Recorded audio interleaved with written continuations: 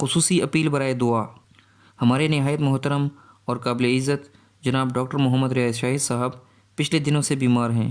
तमाम मुअज़्ज़िज़ नाज़रीन से गुजारिश है कि उनकी जल्द सेहतयाबी के लिए खुसूसी दुआ करें। अल्लाह करीम उन्हें शिफ़ाए कामिला अता फ़रमाए। हमारे एक कारी साहब ने उनके लिए खुसूसी दुआ की है। गुजारिश है कि आप भी इस दुआ में शिरकत फ़रमाएँ। अऊज़ु बिल्लाहि मिनश शैतानिर रजीम। बिस्मिल्लाहिर रहमानिर रहीम।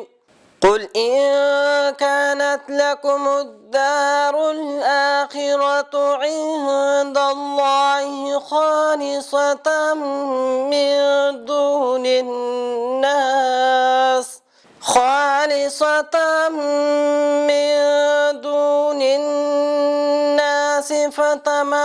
فتمنوا الموت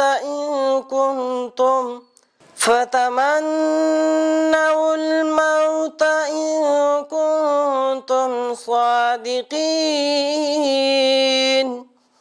صدق الله العظيم.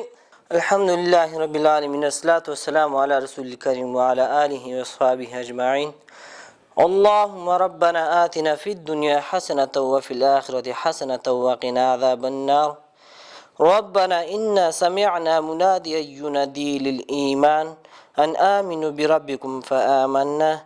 ربنا فاغفر لنا ذنوبنا وكفر عنا سيئاتنا وتوفنا مع الأبرار.